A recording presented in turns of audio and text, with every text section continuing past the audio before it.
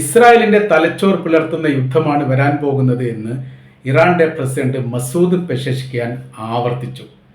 ഈ വിഷയം വളരെ കൃത്യതയോടുകൂടിയും വരാൻ പോകുന്ന സംഭവത്തെ കുറിച്ചും ബോധ്യത്തോടു കൂടിയാണ് താൻ സംസാരിക്കുന്നത് എന്ന് പറഞ്ഞുകൊണ്ടാണ് അദ്ദേഹം തുടങ്ങിയത് തന്നെ.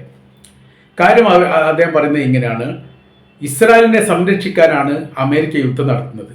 അതുകൊണ്ട് ഇസ്രായേലിനെ തകർക്കുക എന്നുള്ളത് തങ്ങളുടെ ഉദ്ദേശ ലക്ഷ്യമായിട്ട് ഓട്ടോമാറ്റിക്കായിട്ട് മാറുകയും ചെയ്തിരിക്കുന്നു. അമേരിക്കയും അമേരിക്കയുടെ സൈനിക ബേസും തങ്ങൾ രണ്ടാമതാണ് ലക്ഷ്യമാക്കുക, ഒന്നാമതല്ല. ഒന്നാമത് ഇസ്രായേലിനാണ് ഈ ലക്ഷ്യം വെക്കുന്നത് എന്നുള്ളത് തങ്ങൾ ആവർത്തിച്ച് പറയുന്നു.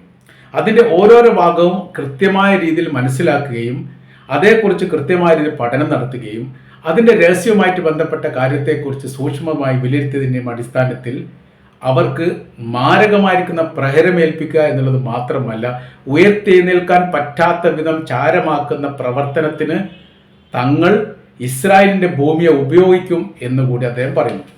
ഏറ്റവും കർക്കശമായിരിക്കുന്ന നിലപാട് ഇസ്രായേലുമായിട്ട് ബന്ധപ്പെട്ട വിഷയത്തിൽ തങ്ങൾക്കുണ്ടാകും എന്ന് അദ്ദേഹം ആവർത്തിച്ചു എന്നുള്ളതാണ് ഇതിൻ്റെ ഏറ്റവും വലിയ പ്രത്യേകത.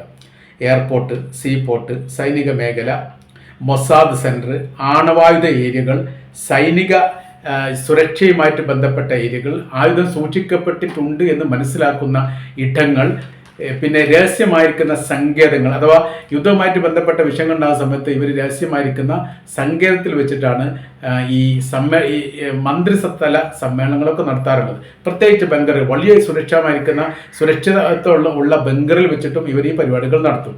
ഇത് കൃത്യമായ രീതിയിൽ നിരീക്ഷിക്കുകയും മനസ്സിലാക്കുകയും ചെയ്തിട്ടുണ്ട് എന്നാണ് ഇറാൻ ഈ വിഷയവുമായിട്ട് ബന്ധപ്പെട്ട് പറയുന്നത്. തങ്ങളുടെ ലക്ഷ്യം ഇസ്രായേലാണ് എന്ന കാര്യത്തിൽ യാതൊരു സംശയവുമില്ല. നിങ്ങൾ നോക്കൂ, ഇറാനെതിരെ അമേരിക്ക ആക്രമണം നടത്തി.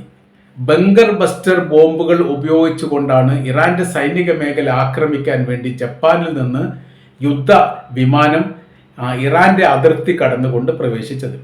അവർ അതിശക്തവും മാരകവും ഭീകരവുമായിരിക്കുന്ന ആക്രമണം നടത്തിക്കൊണ്ട് സ്വയം അവർ അഭിമാനിക്കുകയും ചെയ്തു തങ്ങൾ തകർത്തിരിക്കുന്നു എന്നുള്ളത്. പക്ഷേ തങ്ങൾക്കറിയാമായിരുന്നു അത് തകർക്കാൻ വേണ്ടി സാധിക്കുകയില്ല എന്നുള്ളത്. ഇറാന്റെ സൈനിക ആണവശേഷി എന്ന് പറയുന്നത് അത്രക്ക് വളരെ സുരക്ഷിതത്തോട് കൂടിയിട്ട് വളരെ താഴ്ചയോട് കൂടിയിട്ടാണ് തങ്ങളത് സംരക്ഷിക്കപ്പെട്ടത്. ആ ഭിത്തി തകർക്കാനുള്ള ആയുധങ്ങളൊന്നും നിലവിൽ ഇസ്രായേലിൻ്റെ കൈവശത്തിലോ അമേരിക്കയുടെ കൈവശത്തിലോ ഇല്ല എന്നുള്ള കാര്യം കൃത്യമായി ഇറാൻ അറിയാം. അതുകൊണ്ട് അവർ ബങ്കർ ബസ്റ്റർ ബോംബുകൾ ഇട്ടു, ഒന്നും നടന്നിട്ടില്ല. അതേ ബങ്കർ ബസ്റ്റർ ബോംബായിരുന്നു ലെബനാനിൽ ഇട്ടിരുന്നത്. അവിടെ ഹിസ്ബുള്ള ഗ്രൂപ്പിൻ്റെ മേധാവി അടക്കമുള്ള ഉന്നതർ കൊല്ലപ്പെട്ടതും അതിനോടനുബന്ധിച്ച് വലിയ രീതിയിലുള്ള മരണങ്ങൾ റിപ്പോർട്ട് ചെയ്ത് നമുക്കറിയാവുന്നതാണ്. അത്ര വളരെ സിമ്പിളായ രീതിയിലായിരുന്നു അവർ ഇറാനെ കണ്ടത്. പക്ഷേ ഇറാൻ സിമ്പിളല്ല. ഇറാൻ ഇതൊക്കെ അതിജീവിക്കാൻ സാധിക്കുന്നതാണ്. അതിൻ്റെ കാര്യം വളരെ കൃത്യതയോടുകൂടി അമേരിക്കയുടെ കൈവശത്തിലുള്ള ആയുധങ്ങളെക്കുറിച്ചും അതിൻ്റെ പ്രഹരശേഷിയെക്കുറിച്ചും പ്രതിരോധ സംവിധാനവുമായിട്ട് ബന്ധപ്പെട്ട കാര്യത്തെക്കുറിച്ച് പഠിക്കുകയും മനസ്സിലാക്കുകയും ചെയ്തിട്ട് അതിനപ്പുറമുള്ള സംവിധാനങ്ങൾ ഒരുക്കിയിട്ടുണ്ട് ഇറാൻ. ഇസ്രായേലിനും അങ്ങനെ തന്നെയാണ് സ്ഥിതി. അവരുടെ അയോൺ ഡോം എല്ലാവിധ ആക്രമണത്തെയും പ്രതിരോധിക്കുമെന്ന് ലോകത്തോട് പറഞ്ഞ് പറ്റിക്കുകയും ചെയ്തു. അതിന് പല രാജ്യങ്ങൾക്ക് വിൽപ്പന നടത്തുകയും ചെയ്തു. അപ്പോൾ അങ്ങനെ ആകുന്ന സമയത്ത് അത് വലിയ രീതിയിൽ വിൽപ്പന നടത്തുന്ന സമയത്ത് മറ്റുള്ള ലോക രാജ്യങ്ങൾ എന്താ മനസ്സിലാക്കുന്നത്? ഏത് തരത്തിലുള്ള ആക്രമണം ഉണ്ടായാലും ഇത് പ്രതിരോധിക്കുക എന്നുള്ളത്. നിർമ്മിക്കപ്പെട്ട രാജ്യത്തിന് പോലും സുരക്ഷിതത്വം നൽകാൻ വേണ്ടിയിട്ട് ഈ പറയപ്പെട്ട അയൺ ഡോമിന് സാധിച്ചിട്ടില്ല എന്നുള്ള കാര്യം മറന്നു പോകരുത് എന്നുകൂടി അദ്ദേഹം ചൂണ്ടിക്കാണിക്കുകയാണ്.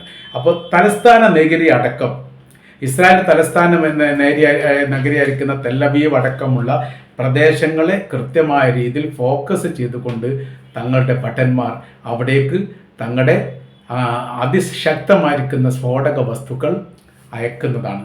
നിങ്ങളത് സ്വീകരിച്ചിട്ടില്ലെങ്കിലും സ്വീകരിക്കപ്പെടുന്ന തരത്തിലായിരിക്കും തങ്ങളത് വിന്യസിക്കുക എന്നുകൂടി പറഞ്ഞിട്ടുണ്ട്. അപ്പോൾ ഈ മേഖല അശാന്തമാകും എന്ന കാര്യത്തിൽ ആ സംശയമില്ല. അതുകൊണ്ടാണ് അമേരിക്കക്കും ഇത് പേടിയുള്ളത്. ഇറാൻ ആ പ്രവൃത്തി ചെയ്യും, അവർ പറഞ്ഞാൽ സാധാരണ പ്രവൃത്തി ചെയ്യാറുണ്ട്. അവർക്ക് അവസാനത്തെ വാക്ക് എന്ന് പറഞ്ഞാൽ ആയത്തുള്ള അലി ഖംനായി എന്ന് പറയുന്ന സുപ്രീം ലീഡറുടെ വാക്കാണ്.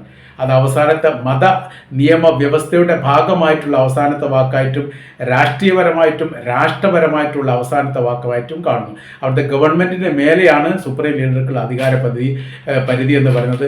അവിടുത്തെ കോടതിയുടെ മേലെയാണ്, പാർലമെൻറ്റിൻ്റെ മേലെയാണ്, ഗവൺമെൻറ്റിൻ്റെ മേലെയാണ്. ഒറ്റ വാക്ക്, അവസാനത്തെ വാക്ക് എന്ന് പറയുന്നത് സുപ്രീം ലീഡറുടെ വാക്കാണ്. അങ്ങനത്തെ ഭരണ സംവിധാനങ്ങൾ ഉള്ളത് വളരെ കുറവാണ്. ഏറ്റവും ചില രാജ്യങ്ങളിലൊക്കെ പ്രസിഡൻഷ്യലോട് കൂടി അത് അവസാനിച്ചു. പ്രസിഡന്റ് ആയിരിക്കും രാജ്യത്തിൻ്റെ പരമാധികാരി. ആ പ്രസിഡന്റിന് തന്നെ പ്രധാനമന്ത്രിയുടെ ചുമതലയും അതോടൊപ്പം തന്നെ സൈനിക മേധാവിയുടെ ചുമതലയും നിയമപരമായിട്ടുള്ള സുപ്രീം കോടതിൻ്റെ മേലെ നിലപാട് പറയാനുള്ള, അതല്ലെങ്കിൽ മാപ്പപേക്ഷ പോലുള്ള സംവിധാനങ്ങൾ ഒരുക്കാനുള്ള ചുമതല അടക്കം ഒരു രാജ്യത്തിന് സമ്പൂർണ്ണമായിരിക്കുന്ന അധികാരത്തെ ക്രോഡീകരിക്കപ്പെടുന്ന വാക്കിൻ്റെ പേരാണ് പ്രസിഡന്റ് എന്ന് പറയുന്നത്. എന്നാൽ ചില രാജ്യത്ത് പ്രധാനമന്ത്രിക്കാണ് അതിന് പവർ. അപ്പോൾ ഈ നമ്മുടെ ബ്രിട്ടനിലൊക്കെ നോക്കുന്ന സമയത്ത് പ്രധാനമന്ത്രിക്കാണ് പ്രസിഡന്റിനേക്കാൾ പദവി. ഈ പ്രധാനമന്ത്രി അടക്കമുള്ള ആളുകളാണ് പ്രസിഡന്റിനെ തിരഞ്ഞെടുക്കൽ. പക്ഷേ പദവി കിടക്കുന്നത് പ്രധാനമന്ത്രിക്കാണ്. പാർലമെന്റുമായിട്ട് ബന്ധപ്പെട്ട കാര്യത്തിനൊക്കെ ഈ പുതിയ നിയമ സംവിധാനങ്ങൾ കൊണ്ടുവരേണ്ടതൊക്കെ പ്രധാനമന്ത്രിയാണ് എന്നുള്ള കാര്യം നമുക്കറിയാവുന്നതാണ്. അപ്പോൾ ഇപ്പോൾ സ്ഥിതി കാര്യങ്ങൾ എന്ന് പറയുന്നത് കൈവിട്ടു പോകുന്ന തരത്തിലേക്ക് കാര്യങ്ങൾ എത്തിയിരിക്കുന്നു എന്ന് പല ഭരണാധികാരികളും അമേരിക്കയെ ഓർമ്മിപ്പിച്ചിട്ടുണ്ട്. നിങ്ങൾ കാണുകയും കേൾക്കുകയും മനസ്സിലാക്കുകയും ചെയ്യുന്ന പോലെയല്ല ഇറാൻ എന്നുള്ളത്. അവരുടെ കയ്യിൽ മാരകമായിരിക്കുന്ന ആയുധങ്ങളുടെ കലവറ തന്നെയുണ്ട്. അതങ്ങോട്ട് തുറന്നു വിട്ടാൽ അതിനെ പ്രതിരോധിക്കാൻ വേണ്ടിയിട്ട് നിങ്ങൾക്ക് സാധിക്കില്ല എന്നും അദ്ദേഹം തുറന്നു പറയുന്നു. അപ്പോൾ ഇസ്രായേലിനെ ലക്ഷ്യമാക്കും എന്ന് അറിഞ്ഞതോട് കൂടിയിട്ട് ഗസയിൽ നിന്ന് അല്പമെങ്കിലും സൈനികരെ പിൻവലിക്കണം എന്നുള്ള അഭിപ്രായങ്ങൾ പുറത്തു വന്നിട്ടുണ്ട്. കൃത്യമായ രീതിയിൽ അത് പറഞ്ഞ് പരസ്യപ്പെടുത്താത്ത രീതിയിൽ സൈനികരുടെ പിന്മാറ്റം, അതായത് അതിർത്തി കേന്ദ്രീകരിച്ചു കൊണ്ടുള്ള ഈ പ്രതിരോധം ഉണ്ടാക്കാൻ വേണ്ടിയിട്ട് സൈനികരെ വിന്യസിക്കുക എന്നുള്ളതാണ് ഇസ്രായേൽ ഉദ്ദേശിക്കുന്നത്. ഇസ്രായേലിലെ സർവ്വ മേഖലയിൽ വലിയ സുരക്ഷ ഒരുക്കാൻ വേണ്ടിയിട്ട് നിലവിലെ സാഹചര്യത്തിൽ ഇസ്രായേൽ സർക്കാർ തീരുമാനിച്ചിരിക്കുന്നു. സർക്കാരിലെ പ്രധാനമായിരിക്കുന്ന ആളുകളൊക്കെ സുരക്ഷിതമായിരിക്കുന്ന ബംഗർ ഒളിക്കാൻ വേണ്ടി തീരുമാനിച്ചിരിക്കുന്നു.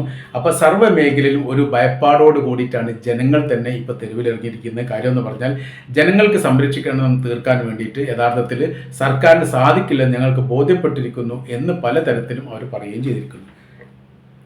അപ്പോൾ യഥാർത്ഥത്തിൽ ഇപ്പോഴത്തെ ഇപ്പോഴത്തെ ഇറാനുമായിട്ടുള്ള വിഷയം എന്ന് പറഞ്ഞാൽ യുദ്ധത്തിലേക്കുള്ള ക്ഷണക്കത്ത് പോലെയാണ് ഇപ്പോഴത്തെ യുദ്ധസ്ഥിതികൾ ഉള്ളത്. ആ പ്രവൃത്തി ഇപ്പോൾ അമേരിക്ക ചെയ്യാണ്. സംഭവം ഇറാൻ ആക്രമിക്കണം എന്ന് ഇസ്രായേലിന് താല്പര്യമുണ്ടെങ്കിൽ പോലും അതിൻ്റെ പരിണത ഫലം ആലോചിക്കുന്ന സമയത്ത് അത് വേണ്ട എന്നുള്ള നിലപാടിലേക്ക് അവർ തന്നെ എത്തിയിരിക്കുന്നു എന്നുകൂടി മനസ്സിലാക്കാൻ വേണ്ടി പറ്റുന്നു. അപ്പോൾ അവരുടെ തന്ത്രപ്രധാനമായിരിക്കുന്ന മേഖലകൾ പ്രത്യേകിച്ച് സീപോർട്ടാണ്. ഈ തുറമുഖ ഭാഗങ്ങൾ എന്ന് പറഞ്ഞാൽ ഈ വസ്തുക്കൾ മറ്റു രാജ്യത്തു നിന്ന് ഇറക്കുമതി ചെയ്യുന്നതും കയറ്റുമതി ചെയ്യുന്നതും ഈ മേഖല കേന്ദ്രീകരിച്ചുകൊണ്ടാണ്. അപ്പോൾ അങ്ങനെ ആ സമയത്തുള്ള വിഷയം എന്ന് പറയുന്നത് ലോകരാജ്യങ്ങളിലും മറ്റു രാജ്യങ്ങളിലേക്ക് ഇവിടേക്ക് വരുന്നില്ല. പ്രത്യേകിച്ച് ചെങ്കടലുമായിട്ട് ബന്ധപ്പെട്ട് വരുന്ന സമയത്ത് അവിടെ ഹൂത്തികളുടെ വലിയ വിഷയങ്ങൾ നിലനിൽക്കുന്നു. അതിനപ്പുറമായ രീതിയിൽ ഇപ്പോൾ ഇറാന്റെ ഭീഷണി നിലനിൽക്കുന്ന സമയത്ത് ആരും കണ്ടു വരുന്നത് സാമ്പത്തികം അപ്പാടെ തന്നെ കൂപ്പ് കുത്തിയിരിക്കുകയാണ്. യഥാർത്ഥത്തിൽ ഇപ്പോൾ ഇസ്രായേലിൻ്റെ കറൻസി എന്നുള്ളത് കൃത്യമാണ്. അവർ തന്നെ സംബന്ധിച്ച് ടൂറിസം എത്തുന്നില്ല, പുറത്തുനിന്നുള്ള വസ്തുക്കൾ ഇവിടെ വിൽപ്പന നടത്താൻ പറ്റുന്നില്ല, ഇസ്രായേലിൻ്റെ നിർമ്മിതി പുറത്തോട്ട് പോകുന്നില്ല. ഇസ്രായേലിൻ്റെ നിർമ്മിതികൾ എന്നൊക്കെ പറയുന്ന സമയത്ത് അവരുടെ പ്രൊഡക്റ്റിൻ്റെ മേലെ മേഡ് ഇൻ അമേരിക്ക എന്ന് എഴുതി വെച്ചിട്ട് തള്ളിയിട്ട് പോലും യഥാർത്ഥത്തിൽ അറേബ്യൻ രാജ്യങ്ങളിൽ വിൽപ്പന നടത്തുന്നില്ല എന്നുള്ളതാണ്. അതിൻ്റെ കാര്യം എന്ന് പറഞ്ഞാൽ പേരുകൾ എന്താണെങ്കിലും നിർമ്മിക്കുന്ന വസ്തുക്കളുടെ ലിസ്റ്റ് കാര്യങ്ങളൊക്കെ പുറത്തോട്ട് ചോർന്നു പോയിട്ടുണ്ട്. അപ്പോൾ എന്തൊക്കെ പ്രൊഡക്റ്റുകളാണ്, പ്രത്യേകിച്ച് ഭക്ഷ്യധാന്യങ്ങളുമായിട്ട് ബന്ധപ്പെട്ട എന്തൊക്കെ പ്രൊഡക്റ്റുകളാണ് ഇസ്രായേൽ നിർമ്മിക്കുക എന്നുള്ളതിനെക്കുറിച്ച് കൃത്യമായ വിവരം ലോകത്തിന് അറിയാവുന്നതാണ്. സോഷ്യൽ മീഡിയ ഉപയോഗിച്ചുകൊണ്ട് അതിങ്ങനെ പ്രചരിപ്പിച്ചു കൊണ്ടിരിക്കുകയും ചെയ്യുന്നു. അതുകൊണ്ട് പല സൂപ്പർ മാർക്കറ്റിലും ഇസ്രായേലിൻ്റെ ഉൽപ്പന്നങ്ങൾ അപ്രത്യക്ഷമാകുന്നു. മേഡ് ഇൻ അമേരിക്ക ചെയ്താലും വേറെ മേഡ് ചെയ്താലും ആളുകൾ വാങ്ങുന്നില്ല.